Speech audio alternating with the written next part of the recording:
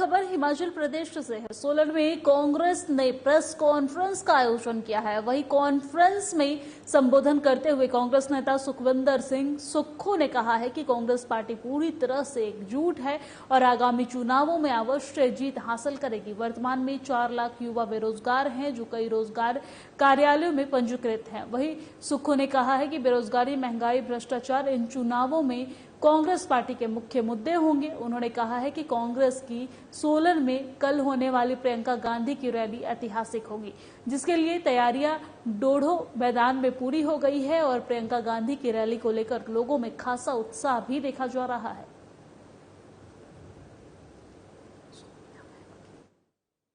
कल परिवर्तन प्रतिज्ञा रैली है।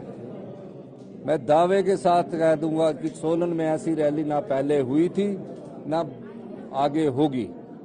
हमारे सभी पदाधिकारी, सभी जिला परिषद के सदस्य, पंचायत प्रधान से लेकर पूरे जोश से सोलन जिला के लोग इस रैली में आ रहे हैं।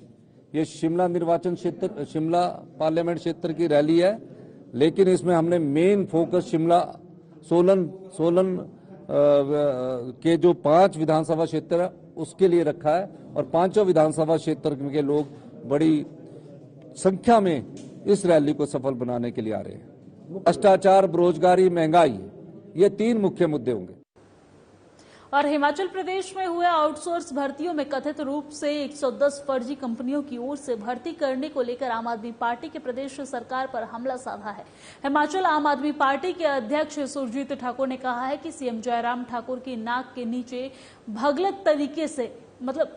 गलत तरीके से भर्तियां होती रही है, लेकिन सरकार को इस बारे में पता नहीं चला है। वहीं ठाकुर ने कहा है कि इससे पहले भी पुलिस भर्ती पेपर लीक मामले को लेकर सरकार अब तक चुप्पी साधे हुए है। उन्होंने मामले की सीबीआई जांच करने की मांग उठाई है। वहीं देश के प्रधानमंत्री नरेंद्र मोदी के हिमाचल दौरे पर आम आदमी पार्टी ने राजनीतिक करार दिया है और कहा है कि चुनाव से पहले पीएम मोदी लोगों को गुमराह करने के लिए हिमाचल आ रहे हैं। अगर सरकार ने लोगों के लिए कुछ किया होता तो उन्हें इस तरह के चुनाव से पहले हिमाचल लाने की जरूरत ही नहीं पड़ती। आज ये प्रेस वार्ता में आपको मैं बताना चाहता हूं कि जिस तरीके से 125 ऐसी कंपनियां हैं जो आउटसोर्स में हिमाचल प्रदेश की सरकार को कर्मचारी उपलब्ध करवाती है, तो ये बड़ा दुर्भाग्यपूर्ण है कि समय समय पर ठाकुर जयराम की सरकार है और घोटालों पे घोटाले उजागर हो रहे हैं। कल की खबर के हिसाब से 125 ऐसी कंपनियां हैं जो हिमाचल प्रदेश की सरकार को कॉन्ट्रैक्ट बेस पर कर्मचारियों को उपलब्ध करवाती है। उसमें से आप देखिए कि मात्र 15 ऐसी कंपनियां हैं जो रजिस्टर्ड है और 110 ऐसी कंपनियां हैं जिसका कोई भी पता नहीं है, कोई भी लेखा जोखा नहीं है। तो ये सीधा सीधा इसके तार जो है हिमाचल प्रदेश की सरकार के साथ जुड़े हुए हैं, क्योंकि बिना सरकार की मिली भगत के कोई भी ऐसा।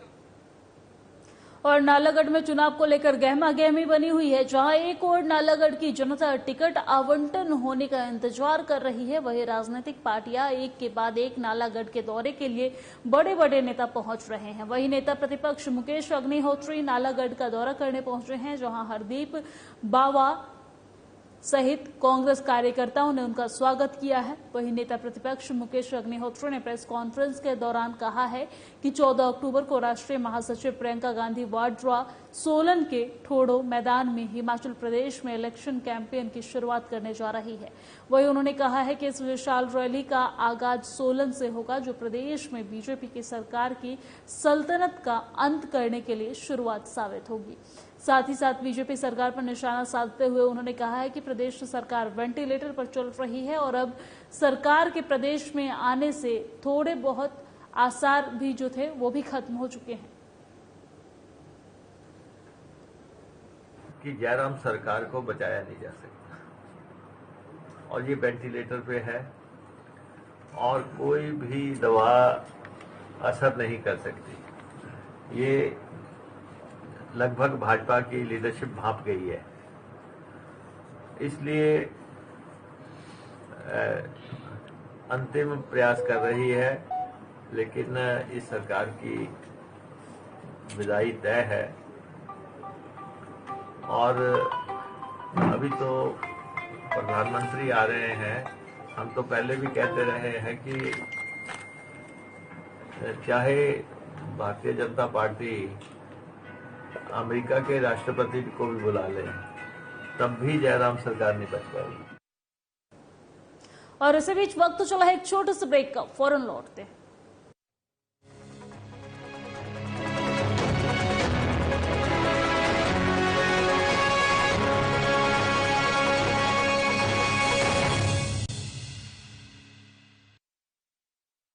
डबल इंजन सरकार ला रही सुखद बदलाव।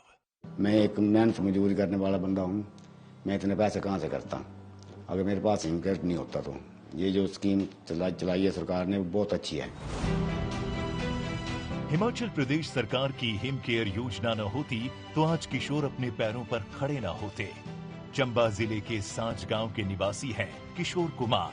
करीब 1 साल पहले उन्हें कुल्हे में दर्द उठा तो चलने फिरने में असमर्थ हो गए। डॉक्टर ने बताया कि कुल्हे ऑपरेशन करके प्लेट पड़ेगी, इसका खर्च तो लाखों में आएगा।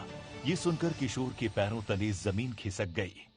मेरे लातों की पीड़ होती थी, 1 साल पहले का होती थी। जब मैं चंबा आया तो मेरे को डॉक्टर साहब ने बोला कि आपका ऑपरेशन होगा। मेरे पास हिमकेयर कार्ड बना हुआ था।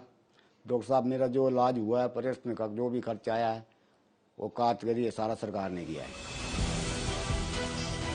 वो तो भला हो हिमकेयर कार्ड का। चंबा के सरकारी अस्पताल में करीब 20 दिन इलाज चला, सफल ऑपरेशन हो गया और इलाज के नाम पर पाई भी खर्च नहीं हुई। ये सिर्फ किशोर की ही कहानी नहीं है। राज्य में लाखों लोग जयराम सरकार की फ्लैगशिप योजना हिमकेयर का फायदा उठा चुके हैं। मैं दाखिल हुआ था जी, तो वहाँ मेरे को डॉक्टर ने बताया गया कि तेरा सीटी स्कैन वगैरह होना है। तो उन्होंने बोला कि आप ऐसा हिमकेयर है तो अपना कार्ड इशू कराओ तो हो जाएगा। तो उसमें मेरा सारा फ्री हो गया था, मेरा कोई पैसा नहीं लगा था। मेरे इधर गर्दन के पास की जो है नस दब गई थी और उसकी वजह से मेरी दोनों टांगे जो है वो दोनों पैरालाइज हो गई थी, मैं बिस्तर में हो गई थी ना। जो ये हिमकेयर कार्ड है उसकी वजह से मेरा इलाज भी हुआ, आज मैं अपने पाँव पे खड़ी भी हूँ। मेरे को जी तकलीफ हो गई थी हरने की। मेरे को बोला जी पहली का ऑपरेशन होना है, कहाँ से करने थे मैंने इतने पैसे। तो सरकार का धन्यवाद है कि उन्होंने मेरा इलाज फ्री हुआ ये कार्ड की वजह से। इस योजना में बीमारियों के उपचार के लिए 1579 प्रक्रियाएं कवर की जा रही है। इनमें डे केयर सर्जरीज भी शामिल है। निजी या सरकारी अस्पताल में भर्ती होने पर कैशलेस सेवा प्रदान की जा रही है। हिम केयर का संबल बदला हिमाचल वासियों का जीवन।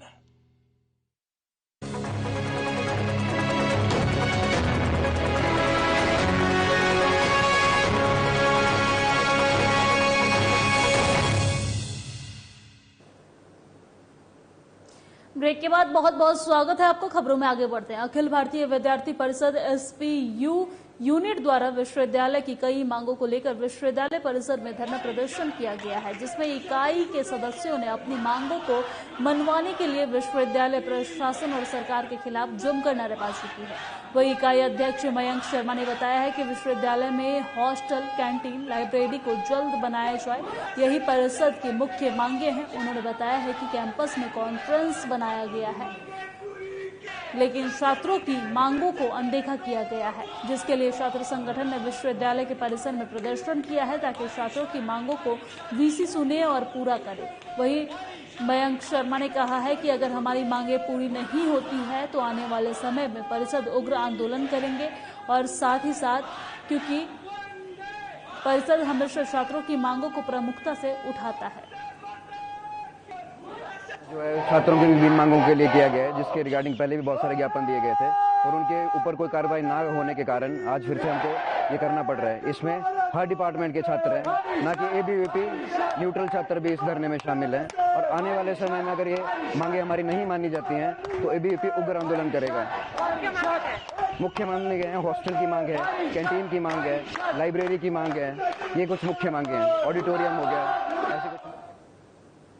और धर्मशाला में एनपीएस कर्मचारी महासंघ अंशकालीन क्रमिक हड़ताल पर है, जहां एनपीएस कर्मचारी महासंघ महासचिव अनिश धीमान ने मुख्यमंत्री जयराम ठाकुर को चेतावनी दी है कि जब तक ओपीएस बहाल नहीं होगी तब तक सरकार रिवाज नहीं बदल पाएगी। वहीं अनिश धीमान ने कहा है कि आज धर्मशाला में हड़ताल पर बैठे एनपीएस कर्मचारियों का 43वां दिन है और उन्होंने कहा है कि लगातार एनपीएस कर्मचारी ओपीएस की बहाली को लेकर हड़ताल पर है, लेकिन सरकार कर्मचारियों की मांगों को अनसुना करती नजर आ रही है। इतना ही नहीं, महासचिव अनिश धीमान ने कहा है कि देश की डबल इंजन की सरकार चुनावों को लेकर लगातार रैलियां कर रही है ताकि हिमाचल में फिर से बीजेपी की सरकार बन सके।